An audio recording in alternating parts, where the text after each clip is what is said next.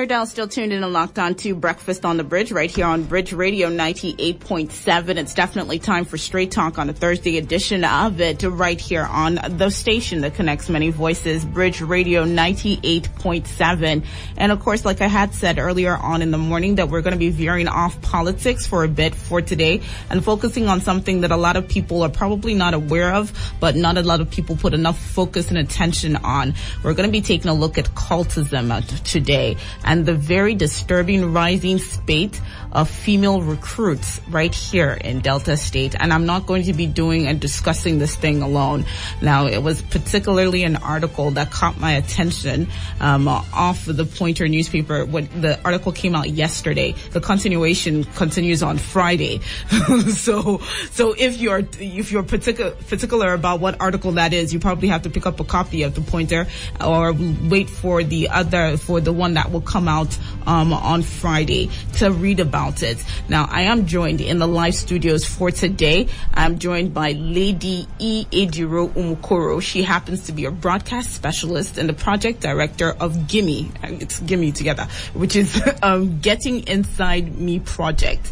And she's also an award fellow of the Wole Soyinka Center for Investigative Journalism. You're very welcome to Bridge Radio. Thank you so much, Inkiru. It's a pleasure to be here. Now, I read the article. I read it like several times. But first of all, I just wonder, when people talk about cultism, a lot of people are thinking university level, but then you're talking about people as young as 13-year-olds. We're talking secondary school already. So how did you get interested in looking at cultism from the secondary school level?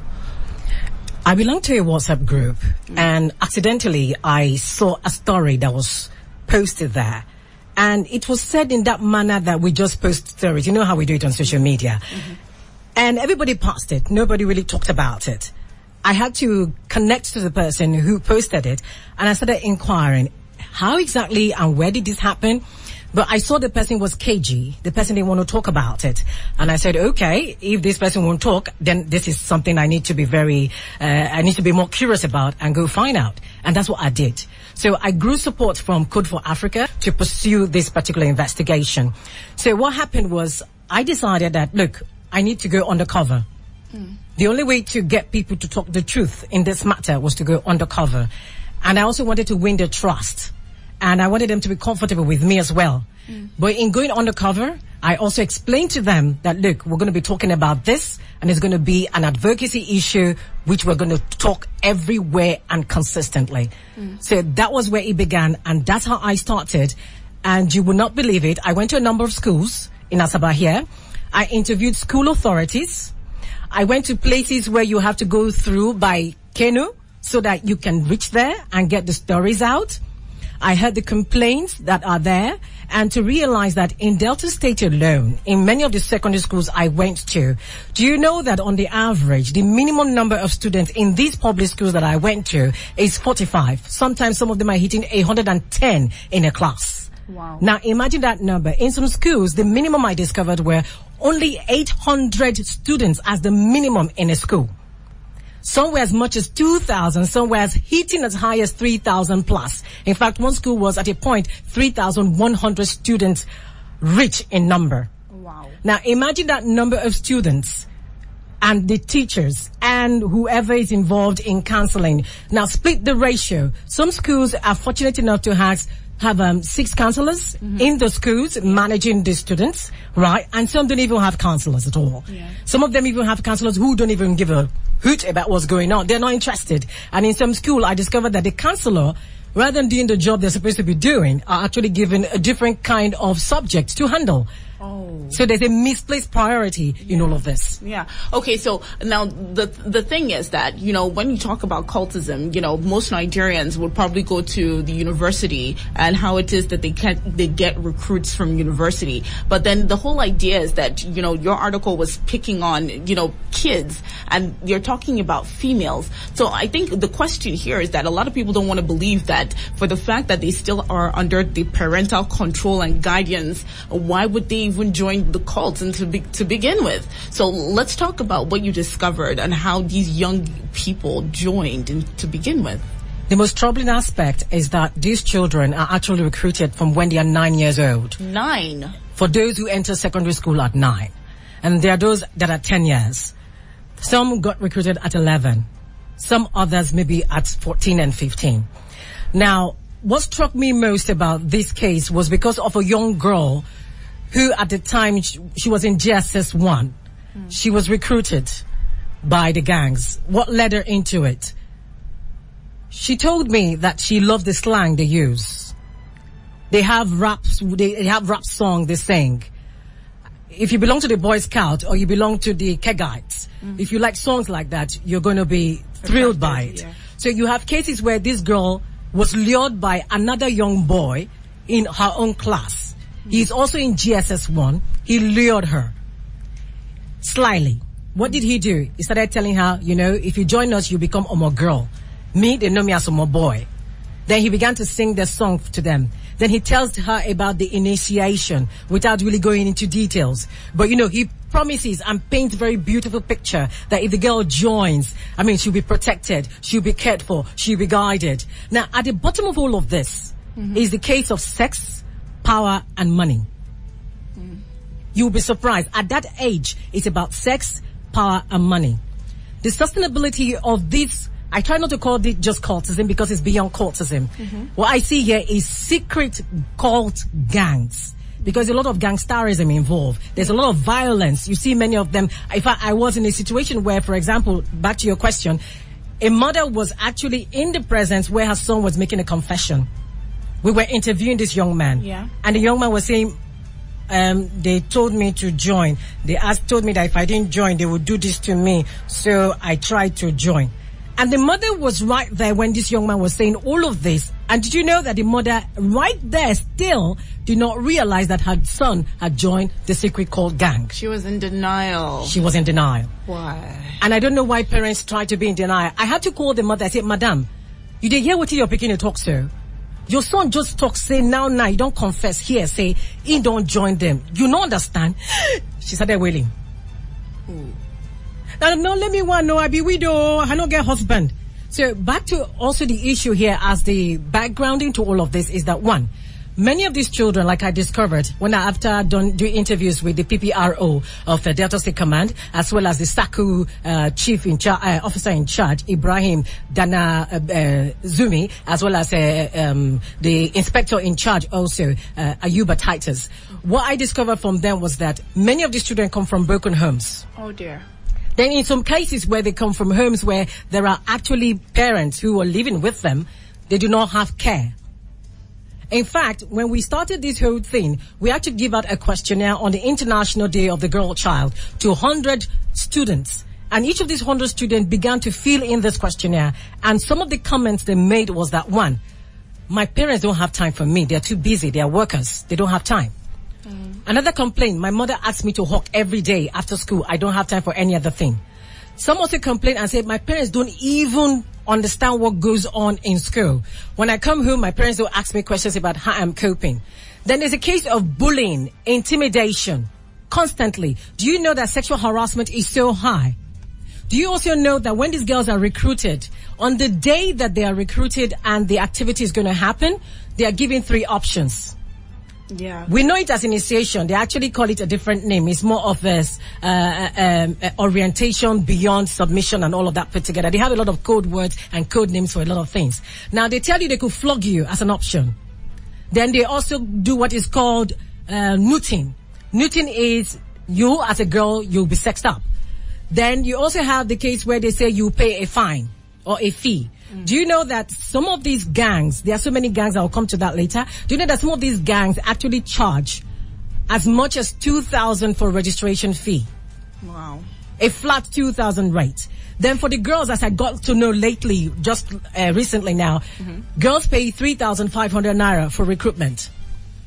Oh, yes. So the fees is different, male, different female. from a male and that other female. In some cases, it's a flat rate. Some pay 4,000 naira. Now, these girls, one of the girl, Akudo, actually was given this option to be flogged, pay 3,500 naira, or be neutered.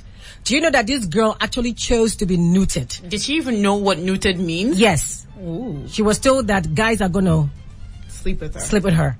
Wow. Wow. And she said yes. And did you know that 10 boys, and we're not even saying guys here in Kiro, these are not guys, these are boys between the ages of 14 to 17. These are boys, and they 10 of them went down on her. Do you know that she was drugged? Sometimes they give them drug to enable them to cope with this. So at the bottom of this is also the issue of drug abuse substance and all of that.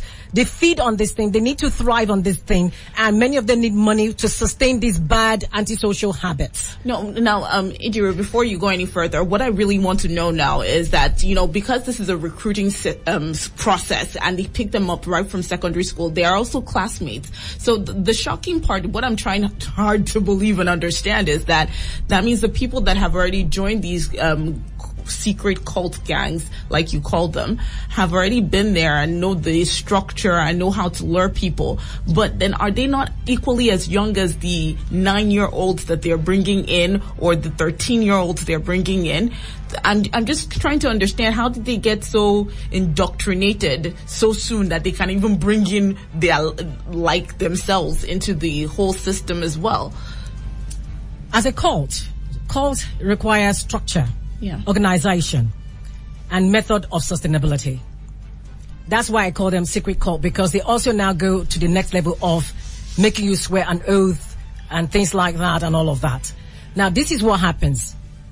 There is a hierarchy. At the top of the hierarchy, from what I discovered in my interview with the inspector of SACU, the State Anti-Cult Unit, surprisingly and shockingly, are politicians. Yes. Then if you now go below that, there is something called the leaders. Who are the leaders?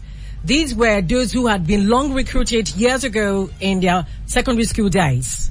Okay. They are usually between the ages of 17 to 25. That's those who have graduated. And ironically, do you know that many of them actually ride keke? Wow. Some of them are into fashion designing, and some of them are into entertainment. These are the age category. Now, these guys who are of this category are known as leaders. Now, these leaders are also part of former schools. What now happens is each of these leaders who have penetrated all the schools from which they were former graduates, they go back to the same school and slyly recruit others. So what do? They infiltrate the system with moles, what I call moles. Now, these moles are called coordinators.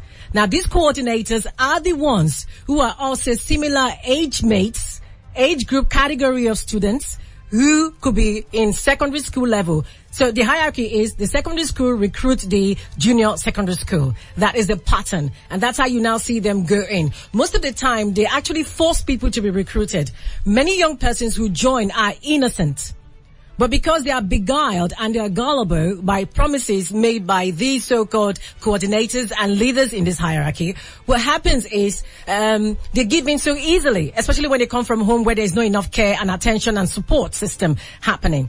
So what happens is, at the end of the day, they recruit these young ones, they opt them in either by force or by coercion or by persuasion, any method they desire to use. They bring them on board. Once they come in, they make them swear an oath. Now, that oath is what is the binding thing they use against them. Now, incidentally, I'm going to say something that may shock some people, but I think we need to talk about this. One of the ways they also recruit with ease is that they look for abandoned buildings. They look for areas where there are bushes. Now, it came to my understanding, not just through one source, not only two, not three, many sources actually confirmed to me that the SPC, the St. Patrick's Catholic Church, where there is a collection of unattended bush areas, many of these young people from the public schools around actually go to this place to carry out this initiation act, where they now recruit some of these young children who have been forced into it. Now, after having been forced into it, they have to go through the process. Now, on the interview, a voice track you have there, you will hear how one of the girls made a confession on how this is done. What kind of slangs were they using that, got you? Interesting. They have menu, like the normal African language, like they used to turn it upside down. Like smoking now is smashing. Like drinking now is bruising. Like when a guy wants to sleep with a girl, that is looting. Mutu. Yeah. How do you spell that one? Yeah, I don't know for them. Like when anybody here, hey guy, let's bomb this girl. That means let's fly this girl. Let's put her.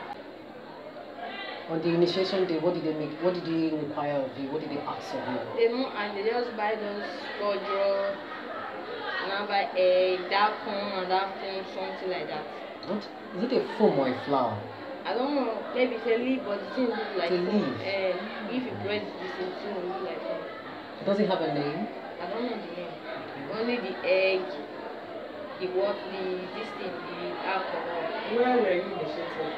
SPC. A TV boy is a TV SPC. I thought it's only JPC. Only, no, they used to use, they even buy Viper. Viper used to use All that SPC. groups. All groups, you go to that spot at SPC. Different times or at the same time? Anytime they have many bush there now. Some will follow the other side, some will follow the, some will follow back of SPC, all completed building, those are completed building. So on initiation day, what happened? How did it start? What were the things you had to do before? They do not touch me. They will not speak one language. They will not bring king to flog somebody. But they do not flog me. After, if they want to look, they will not use the girl. If they don't want, they will say, okay, go, let her bring such a man for me. That's all. Why didn't they flog you? Why didn't they? Okay, No, did they give I you have options? friends there. Okay. I have friends that is on my boy there. So, They yeah, spoke on your behalf? yeah. So, if you have a friend who can speak on your behalf, they will not flog you? Yeah, They will not have sex with you? Yeah, only they will not flog you and they will not have sex with you. But other mission, you will complete the mission. What is the other mission? That's those egg and those razor blade, all those money, all those things. Okay. How much did you pay? How much did you pay? That time, it's okay. Plus this okay, that is 4,000. 4,000. In fact, I spoke to an expert in it who also told me that once the boys recruit the girls, they take them to this SPC where the initiation is done. After the initiation is done, then the girl goes on to tell me the specificity of what is involved. Some parents are going to cry when they hear this. All right. So the whole idea is that you're saying that these people have leaders. Leaders have been recruited. They're in industries or places. Different places. Okay. So, because you said entertainment industry, keke riders and stuff. So, these kids would be looking up to them, admiring them with the profession that they already lead, with the kind of life that they lead already. So they would want to be like them. So I guess that would be an easy lure for them, right? It is a lure because they create the illusion that we have money. Now, there's something they do in school. They call it obtaining. That's their code word for stealing. So they steal wristwatches from students. They steal students' phone. They steal money from them. They waylay them on the highway. Like, for example, Akudo, who was about to escape from who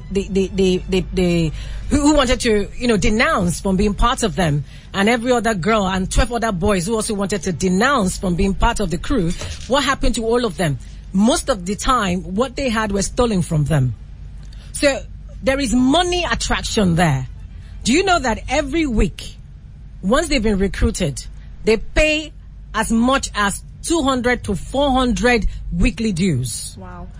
And the thing I'm thinking about is that how do they even meet up with this dues? What are they telling their parents? Obtaining it. They obtain. Wow. Many of the parents I interviewed, do you know that there's a young man who was, when he was 5 years old, he was actually adopted by a very well-meaning widow. He was found under the bridge. Now, she brought this young man to Asaba to stay.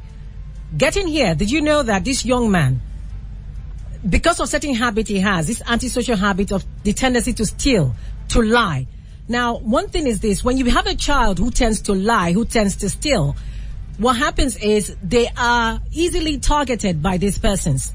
Now, a child who loves to show off things they have, like phones and wristwatches, they become easy targets by this group. They feel they can harass you, intimidate you, and threaten you. And when you do that, you may succumb, except you're strong enough and you can battle it out. Now, there was a case in point where a girl was going to be recruited. They call it bamming. That's their code word for recruitment. Yeah. They were going to bam this girl. Sometimes they use the word flight. So this girl was going to be flighted. They wrote her a letter I have the letter on my blog. You can only see it on my blog because it has to be there. The letter was written to this girl. Do you know that a guy actually wrote this letter threatening a girl that a female cult group is going to come after her? And they didn't go after her. They harassed her. But the smart thing was that this young girl took the letter quickly to the counselor and complained that, look, see this letter. I don't know what to do, ma. So she went back home. So what I'm saying is, these children know each other where they live. And you have so many of these young children spread in all the streets. Parents need to be aware of this.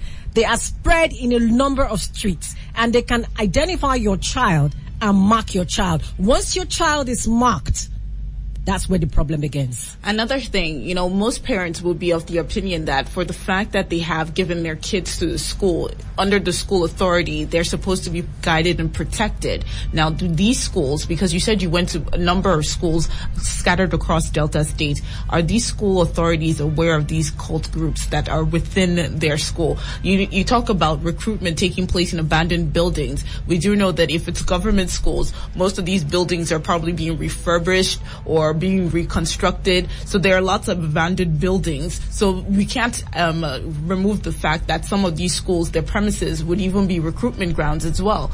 So what are the school authorities doing about it? Do they know of it? You hit the nail there, Nkiru. The school ground is a place of recruitment, especially in schools where government has not done good jobs. Like some of the schools I went to where there is no proper fencing, perimeter and all of that. Then we now have a case where, and to answer your question, yes, the school are aware. They are aware, Nkiru, of what is going on. There's no denial. Every school authority I interviewed told me that they are aware. But the challenge is this.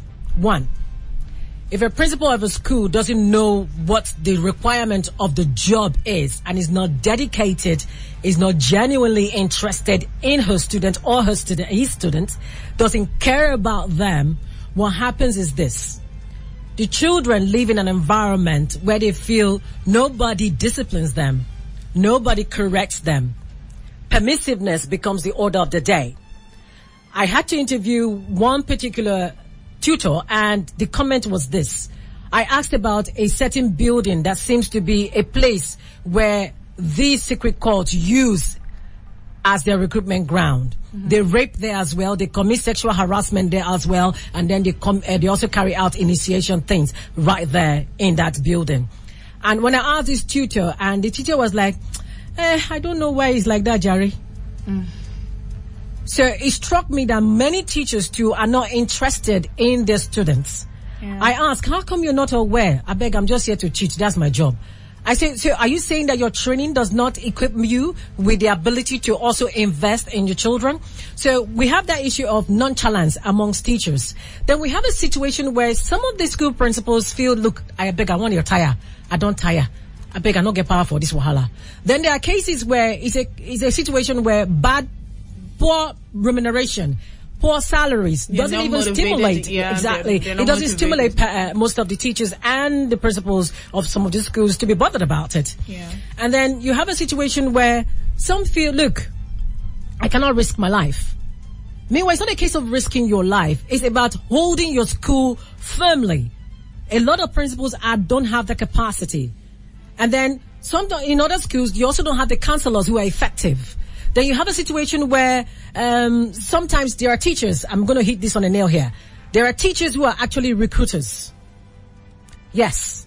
Teachers have been recruiters. Wow. They are as guilty. And then you have a situation where in certain homes where these children come from, where such antisocial behavior is a norm, they have grown to think that being part of a secret cult group is a normalcy. Now, the job of this counselor is to make them know that it's not a normal thing. Yeah, that's not right. It's not right. It's antisocial behavior. So all of these schools are aware. But how much effort are they putting in? Now, see a scenario here. When I interviewed some of the school authorities in a particular school, they told me that they cannot keep paying police money out of their pockets so as to manage clashes. They don't have that money. And if you're not a proactive school authority, like a principal who is out there ready to dip into your pocket to see how you can manage this thing, it becomes a problem. So you see the situation where school authorities are complaining that they have to settle police to come and help fight clashes in the school. Yeah. In some other schools, they have to set up what is called a vigilante group. Now, this vigilante is supported by the community. The community provides the security men. In one of the schools I went to, do you know that the security men actually carry pump action? For secondary school students? Yes. They carry pump action. Wow. They parade the school because the school is naked, more or less. They don't have fences, and it's surrounded by bushes. Students go into these bush areas to commit all sorts of atrocities. So with the pump action, what happening now is there's some stability in the school. Okay.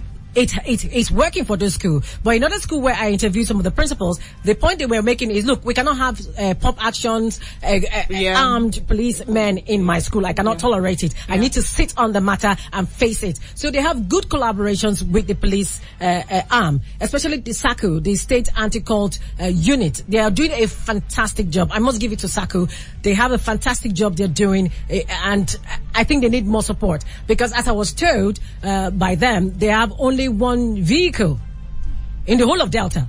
Wow. The State Anti-Cult Unit has only one vehicle, and as we speak, the vehicle is not functional.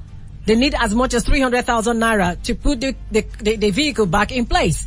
Now, if you go all over Delta, I have statistics that prove beyond all reasonable doubt that this thing is not just an Asaba issue. Okay, but before you get into the statistics, it's still, of course, Breakfast on the Bridge. It's still Straight Talk. We want to sample your opinions on this. So what do you think of this? Is this something that you have noticed, or whether you have some questions or comments for our guest in the studio? Feel free to join the conversation right now. Bridge Radio 98.7. Bridging the gap between you and quality music. For these young girls now, how did they get to recruit them? Do you have any idea? It's from the boys. The boys recruited them. Basically, sometimes just to use them in the name of initiating you. During initiation, all the boys are present there. During initiation, they use them.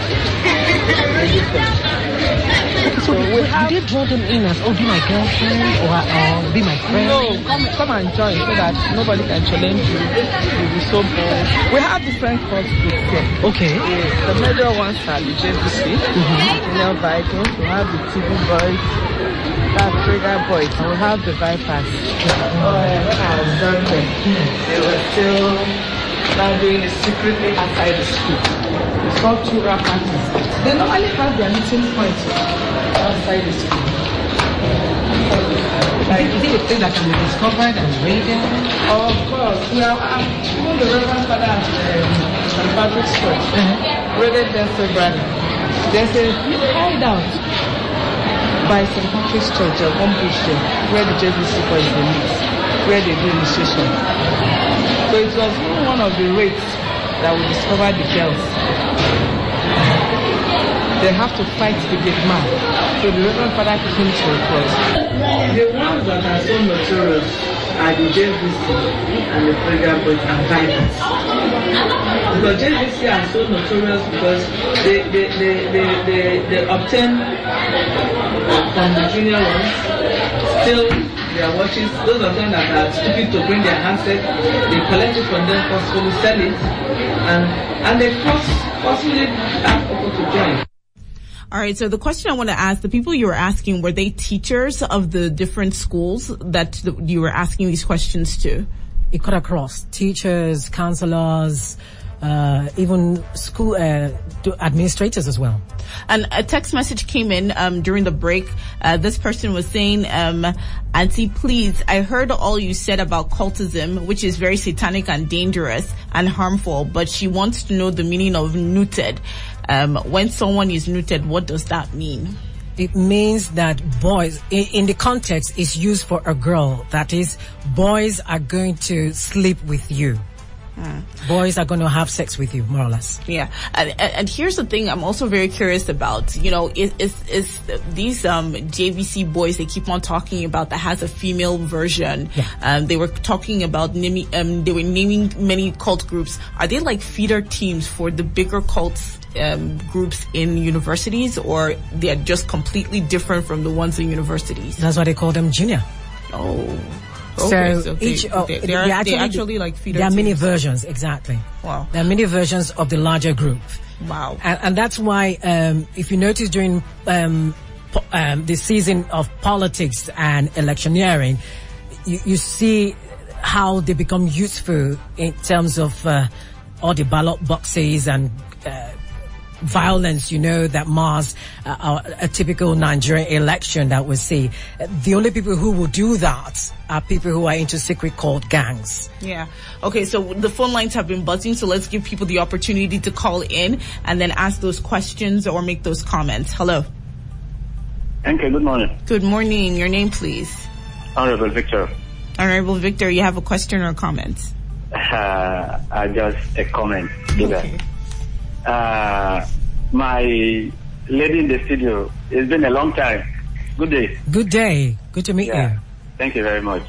NK, it is a sorrowful thing because I'm also living in a community where I observe this thing. Oh, you've observed daily. it, yeah? Yes, I have. I must be sincere with you.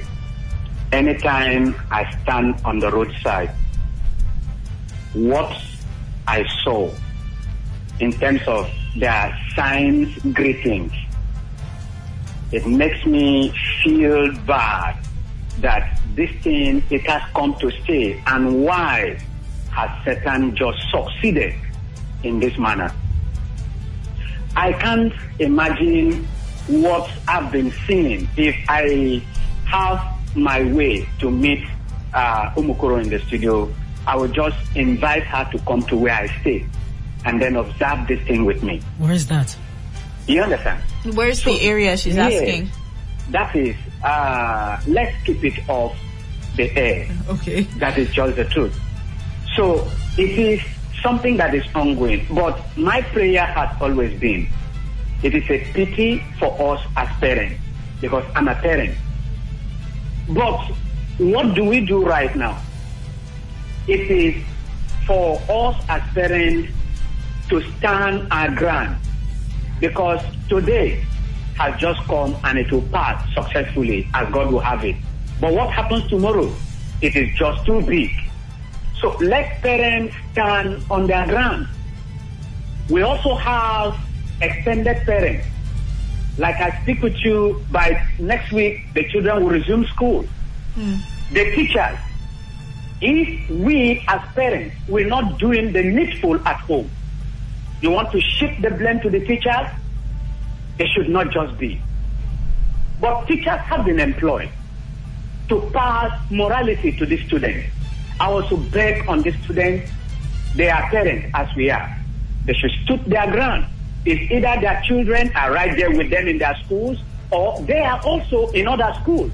And other teachers like them would bear the brunt as they should, and then say, this thing is bad. Okay. So it should be inculcated in the daily teaching scheme. Morality. Sometimes we have gone as far as teaching sociality in the normal Christian religious knowledge, and then we are not teaching the ethics of Christian religious knowledge. So that these children be threatened with the fear that if you do this, it is possible that God will kill you. At least it is a sad thing, and the police on their own, they're trying, just like the guests in the studio have said. But for how much can they continue to try? They talked about the modality or the mobility. It is not just there. When they need arises, you call on them. They are not forthcoming, and the excuse is just that our cars are not there, or there's no foil, and all or not, and all or not. NK, it is a sad situation. But I just pray that the youth should realize the dangers, the consequences, that is far, far much than any benefit you think you can want to. Thank you very much. All right, thank you very much. But then that's the thing. They're not actually looking to the future as to see that this is detrimental to them. They're actually thinking about the here and the now. That's basically what you're saying, that the Akudo wanted to just talk and, be Omo girl like the other person. She's just thinking about being cool for that moment. Now, I want to ask you a couple of questions sent in via text messages. So I'll just ask you like two back to back so you can answer. This person says, kudos to you, Ejiro, for your selfless service. Please, how do you integrate those who renounce their cult membership? And this is from Declan. So he's saying that, okay, for the people that denounce, how do they now become like normal students without being harassed again? Another one says, Comrade Asha, texting from Onitsha. Sincerely, I commend Lady E, the senior advocate of the masses, for her kind observations and analysis on this topic this morning. And this one says, I'm glad your focus is on primary and secondary schools. I feel that's where it can be solved. The cult issue is bigger than everyone. They have governors, top shots who finance them with huge sums. The so-called anti-cult are often members. No prosecution is being made. Please cut the teachers some slack. Parents have totally failed. At the primary and secondary school level, it's more of a street thing than in the school. Will the teachers follow them home? And this is Tony from Onitsha. So Tony from Onitsha is saying that it's the parents that have failed here, so you should cut the teachers some slack. And then another person wants to know that, you know, like you were talking about somebody, 12 boys wanting to denounce. Can you just walk away just like that? Is it possible? Yes, you can. Oh. Yes, you can walk away in the sense that you make the decision. In other words, you have the capacity to make the decision. Remember I said earlier on that the children are lured. Mm-hmm. Gullibility, innocence, and fake promises are the attraction. So they are, for example, a child is in a school and feels, this teacher is intimidating me. I don't like it. And then a member of the secret corps hears that. He goes, you know, say if you join us, we can protect you. We'll teach you how to fight all these teachers back. You see these people, we'll treat them well. Don't worry, we'll protect you. Meanwhile, these young people don't know that the protection they are getting is no protection at all. They are being lured to come in. It is when they get in, that's when they realize that, one, there's going to be plenty of flogging. You're going to be doing a lot of stealing and obtaining. And you're going to be involved in a lot of antisocial behavior and acts of so much gangster level. Total gangsterism, violence, killings, maiming. In my presence there, while I was conducting this investigation, a young man who used to be part of a school was attacked by two sets of other groups who came and had a clash in front of the school. The boy was so badly maimed, so badly wounded. You can actually put your hands through the back of his body and your hand is going to come out. What? He was stabbed here and there. I have pictures of it. It was so shocking. I was stunned by it. We had to rush this young man to the FMC. So he wants to leave, for example, like this young man wants to leave. Most of them are cowards. A lot of people who join this one are cowards. They are weak persons. So any child who is thinking of joining, I want you to know that, and I want parents to tell them, if you join, you are a coward. That's why you join. Then two, you should not allow anybody intimidate you. Then in terms of renouncing, you can renounce. It is very easy to renounce. First, you make the decision. One, you now go ahead and you meet your tutors. You tell them this is the situation. Meet your counselor, meet the principal of the school. Tell them this is the situation. SACU, the State Anti-Cult Unit, has a system that they have put in place. And what they tell you is this. You will have to go to the magistrate court. You go and get an affidavit and swear on the affidavit with your parents to renounce. So you tell them you want a renouncement affidavit that you want to sign. Mm-hmm. Then you now take this and go to SACU's office, that is State Anti-Cult Unit. They are based, opposite Isila Asaba. Mm-hmm. Along that road that you can't miss it. It's on your left-hand side as you leave from Asaba going towards Benin. Mm-hmm. It's on the left-hand side. So you go to their office at Isila Asaba and you make that complaint. Then they will now give you what is called a certificate of renouncement. Mm-hmm. So once you're given this certificate of renunciation, as a parent, as a principal, as a teacher, as a student, you are actually free. They cannot terrorize you. But you have the support of the school. Okay, but then the thing I'm asking now is that, okay, so supposing I have my certificate, I have renounced for the world to see. I mean, the people that were in my group before, are they not still going to accost me when I go for classes or walk during break time or anything? Won't I still get harassed? It does happen sometimes. But this is where it works very effectively. This is where it's a village approach that we're going to use. It's a total village approach. It's not one person. So what happens is this. The principal is aware a student is about to renounce. Okay. The student goes to the principal. He either goes through the counselor, the school counselor, or the parents are also aware. As a matter of fact, the parents must be aware. The parents goes with the student. They go to the principal's office in the presence of the counselor or whoever is necessary, depending on how they arrange it. This renouncement is made. Then the principal and the parents can now go to SACU's office. Or first of all, they go to the magistrate court, and then they take the affidavit and then sign the renunciation, and then go straight to SACU's office to get the certificate of renunciation. Now, this is how it works. With this public announcement, because many of them actually go to the school assembly and make renouncements, it becomes a public show. And because it becomes public, the members now know that this person has left. Mm-hmm. So even when they try to come to you, the rule is this: you do not at any time give in. The moment they come close to you, you go back straight away to the principal, report to your parents, report to the counselors, make noise about it. Do not allow them intimidate you, because in the first instance, it was intimidation that got you in the problem. Yeah. So parents must train their children to be confident and stand up for themselves, because at the heart of it is bullying. Yeah. It's intimidation, harassment, control, power. Yeah. Yeah. Okay, so I got this text message. Auntie, since a responsible girl knows that nutting and all of that is occultism, why would she now join? Are they using drugs to lure her to join the cult? So, okay, the person that asked for the meaning of nutting was now like, why would somebody now openly choose that as an option? Are they using drugs to make her want to be nutted? If there's time, we could play a track up on that audio to hear a girl who made a confession that I interviewed. In the confession of that audio, the girl was saying this: we must understand the psychology here. There's a psychology at play.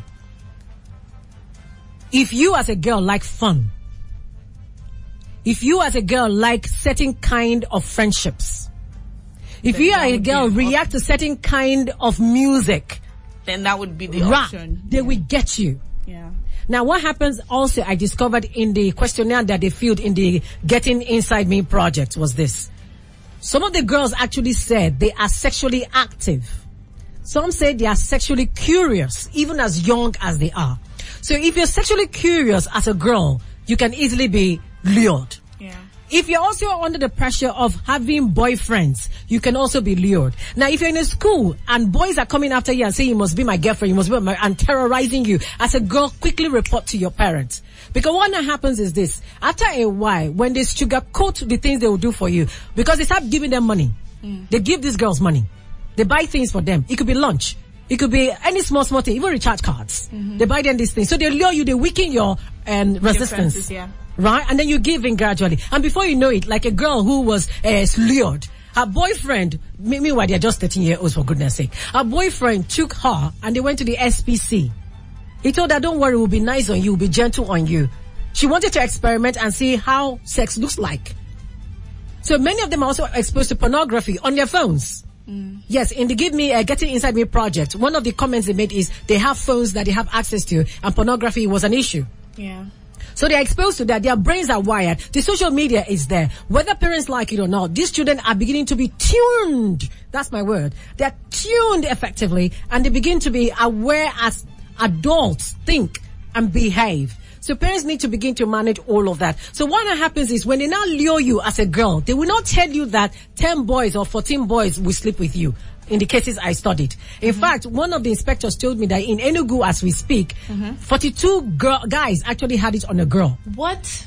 Now, this is another thing. A girl who thinks I'm a tough person, because part of the criteria and measurement is this. If you as a girl begin to feel, me I hard now, I be tough babe now, me we're strong. If you have that kind of mentality, they're going to get you.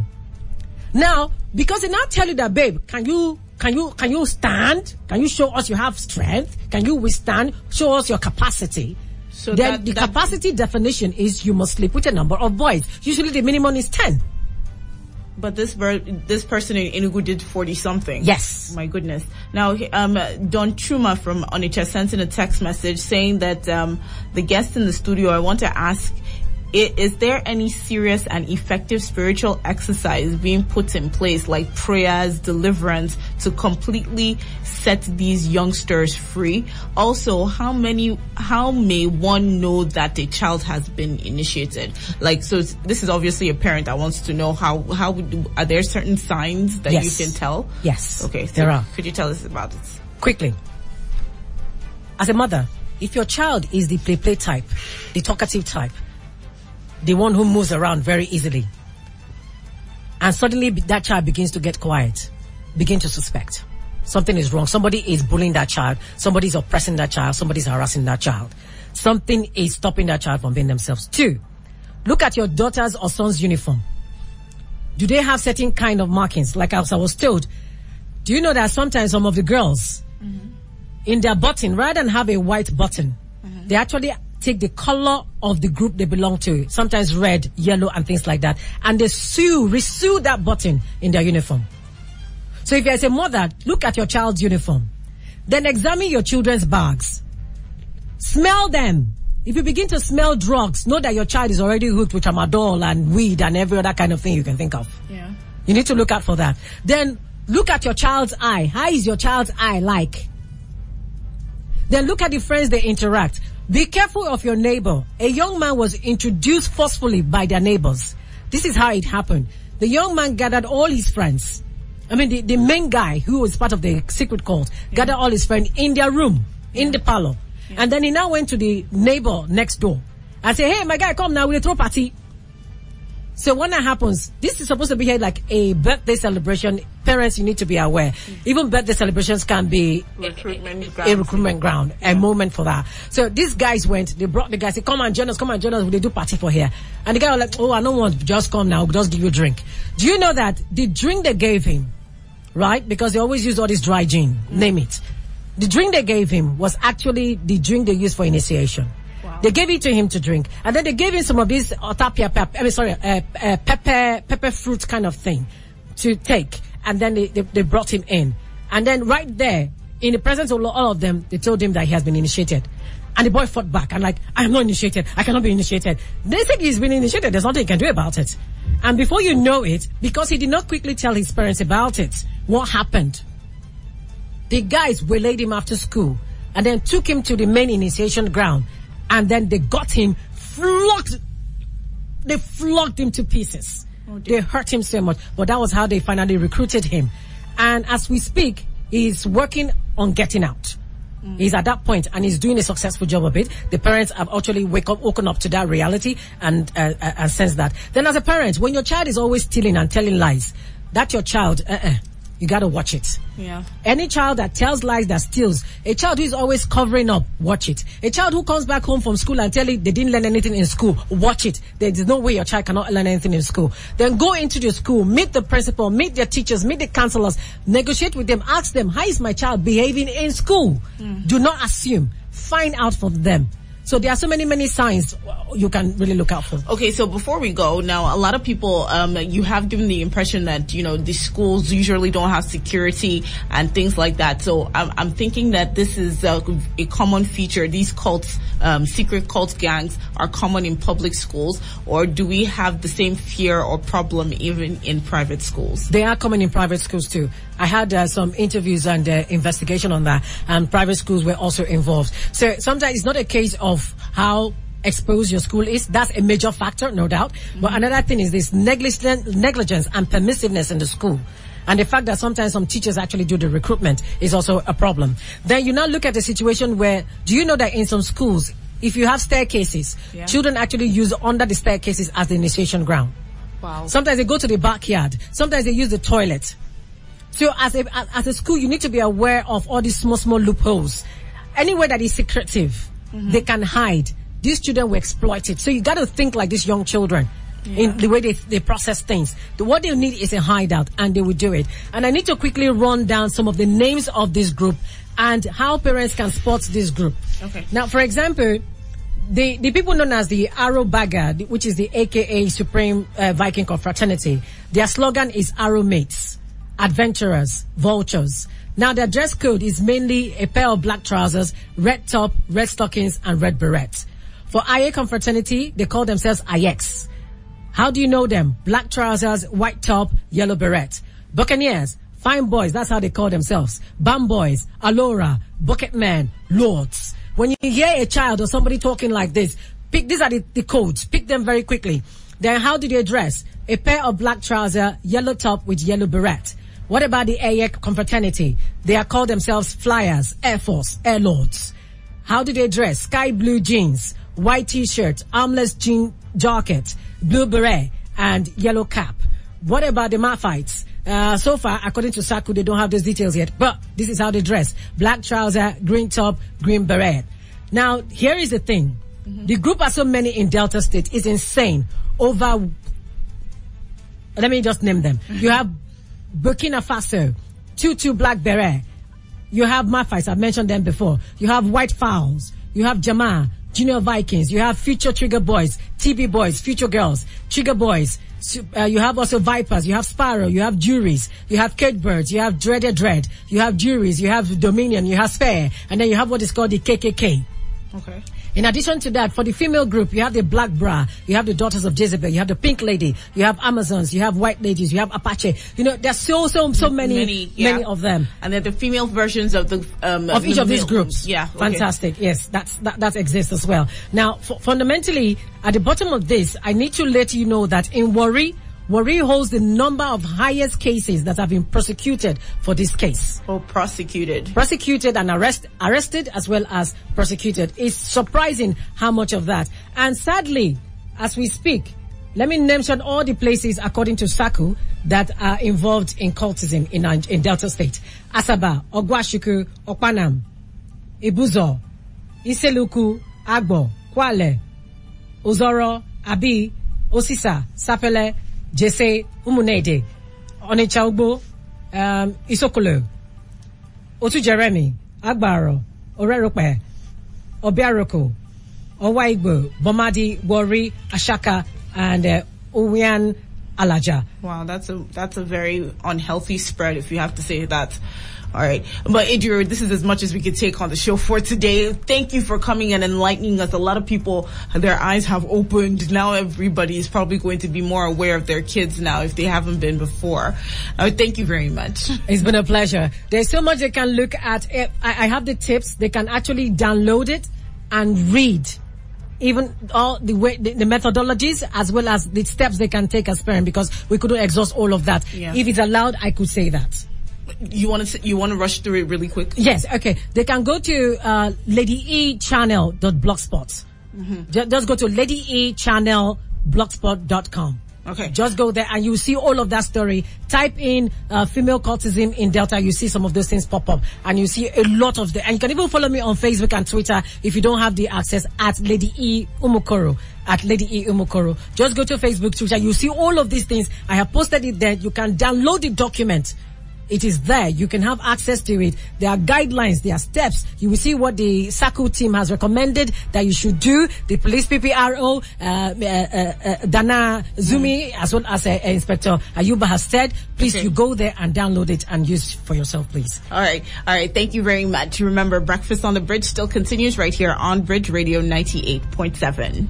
The best mix. Turn it up, it's your favorite song. Dance, dance, dance to the distortion. Cold enough to chill my bones. It feels like I don't know you anymore. The best mix. All you have to do is stay a minute. Just take your time. Oh, I'm trying not to think about you. Give me overdose, oh baby, Samankwe. Connecting many voices. Bridge Radio 98.7.